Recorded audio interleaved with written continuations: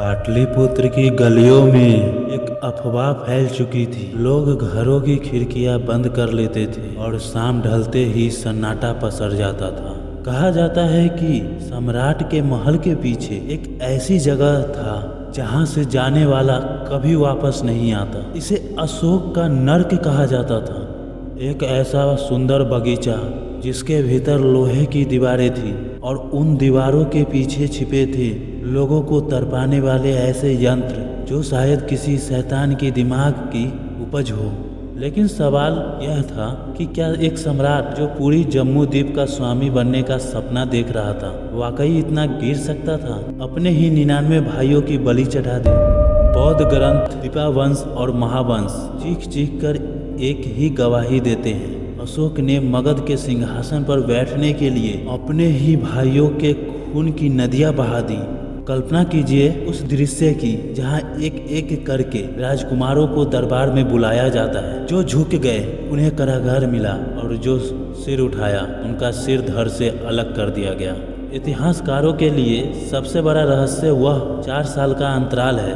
सम्राट बिंदुसार की मृत्यु 272 ईसा पूर्व में हुई, लेकिन अशोक की विविधत राज्याभिषेक 268 ईसा पूर्व में हुआ।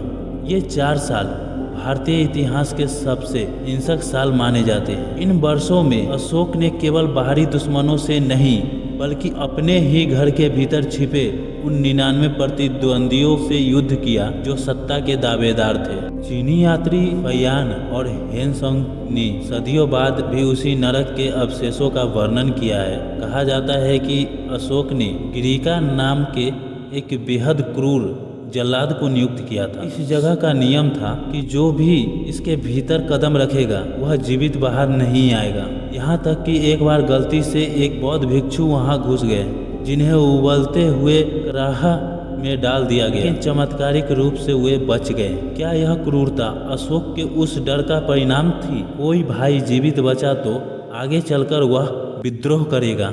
अब यहाँ इतिहास की उस परत को खोलते हैं जो अक्सर सामान्य कहानियों में नहीं बताई जाती है। क्या वाकई 99 भाई थे?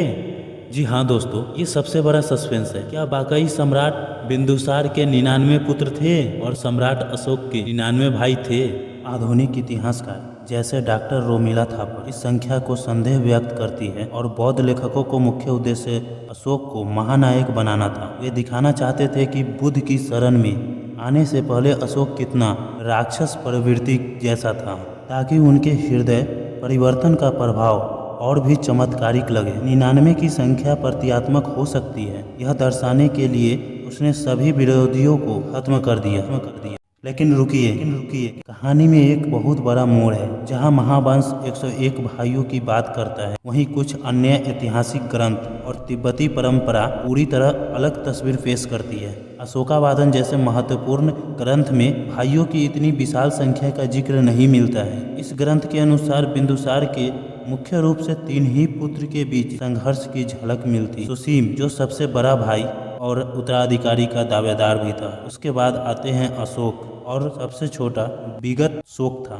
जिसको शिष्य भी कहा जाता था। इतिहासकार यह तर्क देते हैं कि शायद संघर्ष केवल इन्हीं 3 गुटों के बीच था। अशोक ने सुसीम और उसके समर्थकों को मारा और विगत शोक को छोड़ दिया। यदि केवल 3 भाई थे तो 99 की कहानी कहाँ से आई? क्या मगध के उस गृह युद्ध को अधिक नाटकीय बनाने के लिए रचा गया माया जाल था?